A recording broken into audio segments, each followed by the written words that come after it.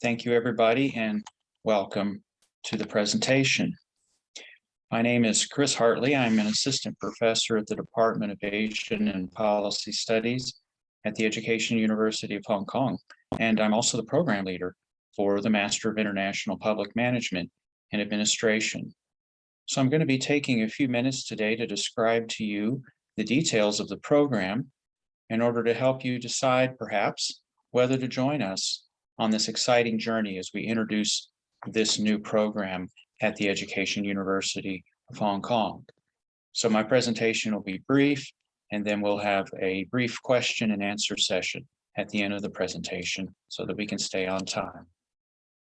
So again, this is the Master of International Public Management and Administration, and a good way to think about this new program is 1, 2, 3.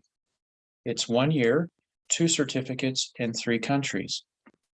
So first of all, 1 year is 12 months of study. And after only 12 months of study, you'll receive not 1, but 2 certificates for degrees, for master's degrees. And that is quite a good value because in many cases, it often takes a full year only to complete 1 master's degree. And often the case that it takes 2 years to complete a master's degree. So in this case, you're able to receive 2 master's degree certificates in the span of only 12 months, which makes this quite a valuable investment of your time and your money. And finally, 3 countries will be involved. So this is a dual master's program, and you'll be awarded a degree from the Education University of Hong Kong and also from the University of Saskatchewan, which is in Canada. You will also be having experience in a 3rd country, and that is Thailand at Naresuan University as part of the concluding experience that you have as a student within the program. So you will have your learning period occurring from January to December. You begin the program in January and you end it in December, all within 1 calendar year. And the medium of instruction is English across all 3 country contexts. So what will you learn in this program in International Public Management and Administration? Here are 4 of the principal topics that you'll be looking at. First is public policy analysis. So we learn how public policies are formulated, what are the components of public policies, and what are the processes by which public policies are developed and introduced and decided upon and implemented and evaluated. So we talk about the entire public policy process and how we analyze the impacts of public policies and the peripheral effects of those policies. We have global perspectives. So by being in 3 countries, you were able to experience firsthand what the perspectives on policymaking are in each of those countries. And furthermore, the professors that you'll be taking classes from have experience in research and teaching and in actual practice across many, many more countries besides just these 3. So you're truly going to be getting an international education because you're going to be learning from people who have international experience and in many cases who have international recognition in the quality of their research. You're also going to learn cross-cultural and strategic communication. This is a very important component of this program. Making public policies is not only about solving problems, but it's important to communicate how we solve those problems and what the purposes of those solutions are to the broader general public. So we see that these processes of strategic communication can vary from one country to another. So this is part of the global perspective that you'll be learning, is how do we collectively describe policy problems and how do we develop their solutions and how do we communicate our successes and our failures to the general public, and how do these processes vary from one country to another. And then finally, higher order thinking. What do I mean by higher order thinking? Well, an education is not simply memorizing facts and facts that you would put on an essay or an exam for a professor to grade. But in fact, this is not simply a system of evaluating your ability to memorize facts. It is your ability to think critically, your ability to analyze complex issues, your ability to synthesize many different types of information in order to be able to make a policy decision. These are the types of critical thinking skills that are common across many different professions. Those professions might include the private sector, where CEOs and other upper managers have to make quick decisions related to commercial issues. But these are types of strategic decisions that also need to be made by public managers and public leaders and elected leaders. So higher order thinking involves looking at data and information from a critical perspective and to be able to analyze them across various different dimensions, to analyze the political aspects of a public policy, to analyze the operational aspects of a public policy, and to analyze the other types of impacts that you might see from public policies. So it's very exciting to be able to study public policy, public management, and public administration, because it brings together so many different types of disciplines and types of thinking. And we're going to talk a little bit about that when we discuss the courses that you're going to be taking. So first of all, your first semester, the semester that starts in January, will begin at the University of Saskatchewan in Canada. University of Saskatchewan is in the province of Saskatchewan, which is in the central part of Canada. It's a very important part of the Canadian economy, as it provides many natural resources, and it also is an agricultural area that provides food and other types of sustenance. And you will be receiving an education at a highly esteemed university that is part of a group of universities in Canada that is among the premier universities. Your second semester of study will be at the Education University of Hong Kong. And then your third semester of study to conclude will be at Naresuan University, and at Naresuan University in the central part of Thailand, and a place where you will have a very different learning context and set of issues to think about in comparison to the first two places where you will be studying in Canada and in Hong Kong. How is the program structured? So that is an important thing to think about when thinking how your education is going to proceed. So you will have a 30 credit point program, and that will constitute 10 courses that bear 3 credit points apiece, and then 2 non-credit bearing courses. So this is how it will be structured. As I said, in your first semester at the University of Saskatchewan, you will have 3 credit-bearing courses and then 2 non-credit-bearing courses. At the Education University of Hong Kong, you will have 5 credit-bearing courses, and then one of those courses in the 5 will have already been started at the University of Saskatchewan. So it will actually lead over from one university to the other. And then you'll have 2 credit-bearing courses at Naresuan University to finish up. So what are these courses in the program structure itself? So let's begin with the first semester. That's at the University of Saskatchewan in Canada. First, you'll be taking Governance and Administration, which is an excellent overview into the public sector. What do we hope to accomplish in the public sector? What's the relationship between the public sector and the civil society and the general society? And how do we think about the duties and responsibilities of public servants? Next, you'll be talking about ethical leadership and democracy in public service. So this gets back to the issue of how do we have a public service and a government that works for the people? How do we have a public service and a government that is accountable to the people and that truly has the best interests of the general public in mind? And how do we ensure these things through various institutional structures? And how do they reflect the societal values? So it's a very interesting course, and I think you'll enjoy that. Another course will be either strategic management in the public sector or statistics for public managers. So strategic management in the public sector is going to look at leadership style issues. So the issues will be things like how do we manage organizations? How do we make sure that the various arms of government, the various organizations within the government are working in a complementary way, in a way that helps the overall vision, policy vision be realized.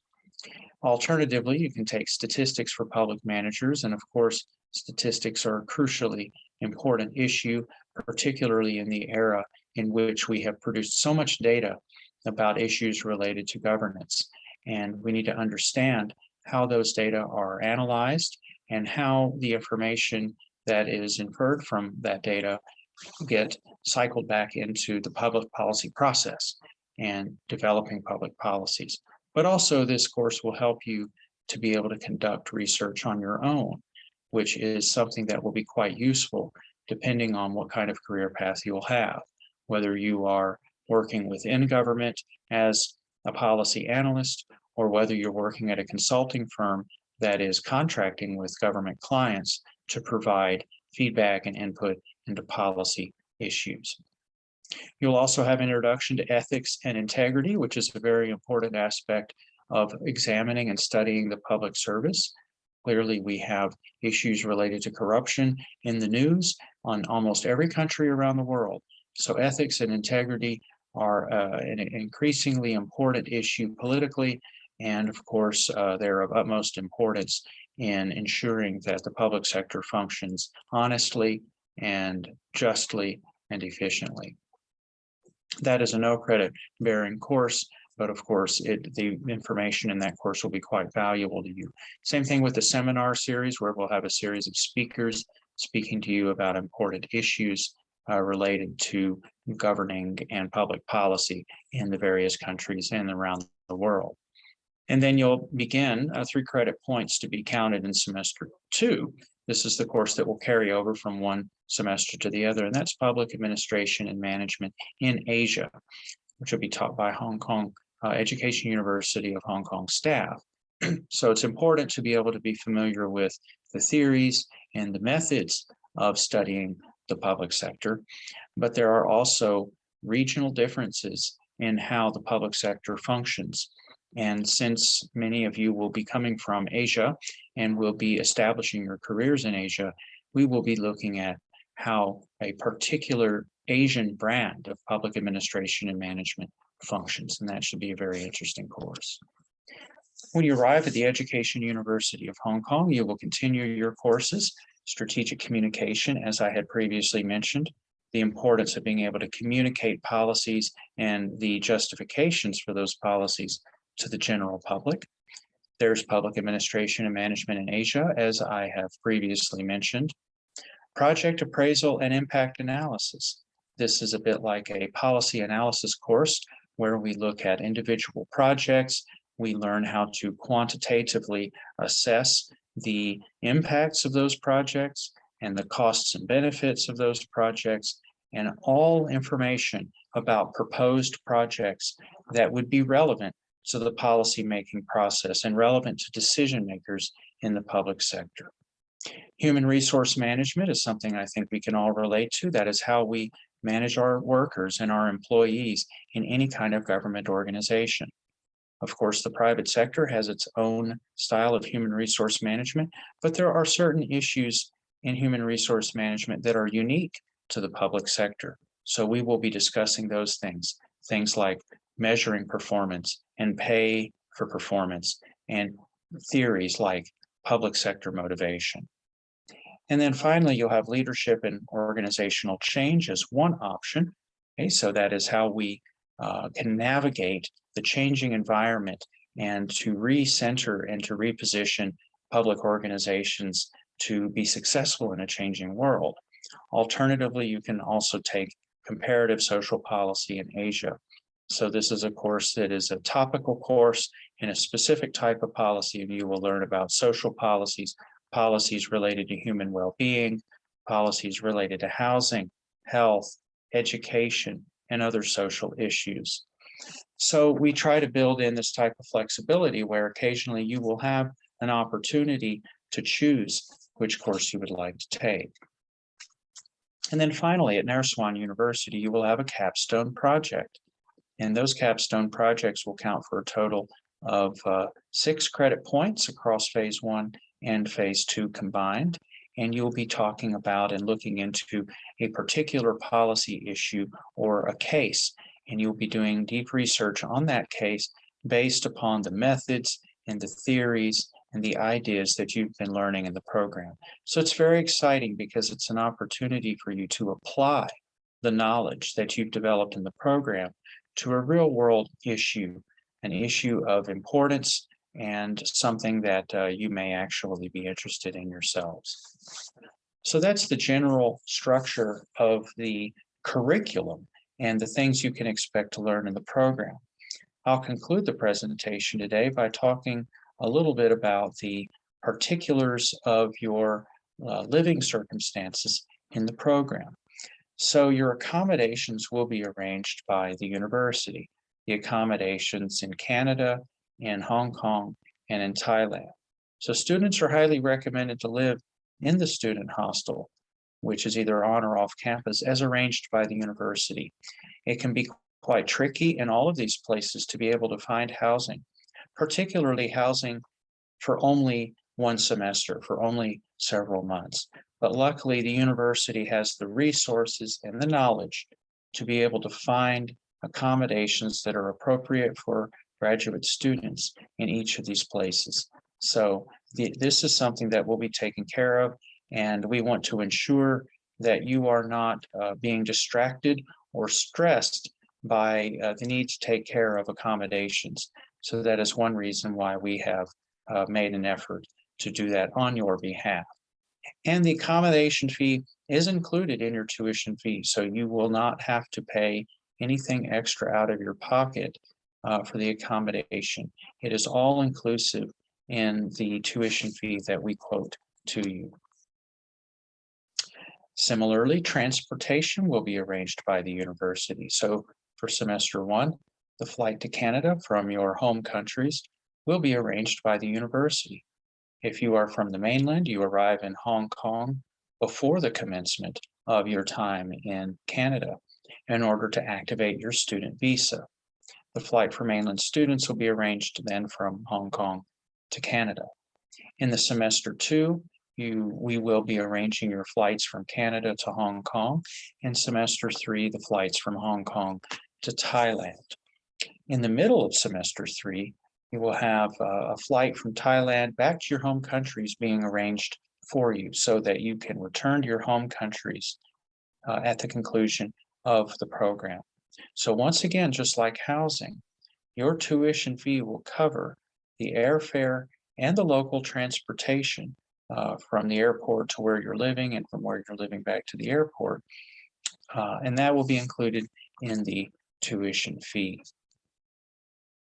Now, what about your visa? How do you obtain permission to be able to study in Hong Kong if you are not, or to be able to study in Canada if you are not a Canadian resident? The Education University of Hong Kong will assist you in getting your visa from whatever home country that you have. That may include Canada, that may include China or South Korea or wherever you're from. The Education University will help you get that visa so that you can study in Hong Kong. The University of Saskatchewan will assist you in getting your visa to be able to study in Canada. So the Education University will help you with your visa in Hong Kong, and the University of Saskatchewan will help you get your visa to study in Canada.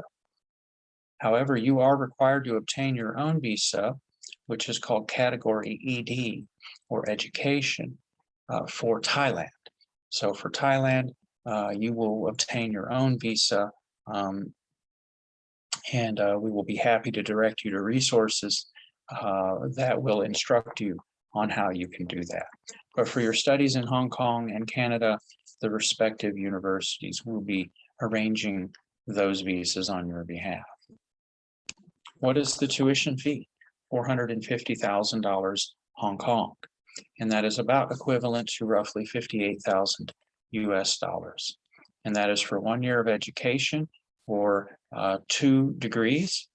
And the tuition fee includes return economy class flights from your home city to Canada, Hong Kong, and Thailand. It includes your accommodation, your student accommodation in Canada, Hong Kong, and Thailand. It includes local transportation in Canada, Hong Kong, and Thailand. It includes some enrichment and cultural activities in all three countries as well, or in all three places, I should say. So Canada, Hong Kong, and Thailand. So occasionally there will be an opportunity to participate in some type of cultural activity, and that will be included as part of the tuition fee. The university's travel and medical insurance as well will be covered, Canada, Hong Kong, and Thailand. So you will have access to medical insurance should you need it. And residential meals. So in Canada, at least, the student halls, the student residential area where you will be living will include meals, will include food. So that is all part of your tuition fee. So what we've tried to do is to make the tuition fee all-inclusive. And this means that you are not being faced with any unpredictable expenses, that you don't have to try to calculate your own housing expense or calculate your own food expense or calculate your own travel and airfare. We are taking on the responsibility to provide those things for you for a base fee that you know upfront and that won't be subject to change during the middle of the program. So Hong Kong 450,000 covers everything in a very general sense that you would need. Who is on the program team?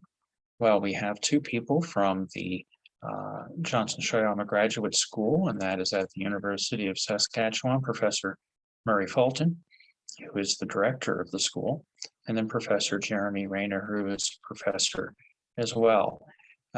These two gentlemen are extremely well experienced in the field of public policy and administration. They're very well published, and they have been working on issues related to research, practice, and teaching for many, many years. So you will certainly enjoy taking classes from them.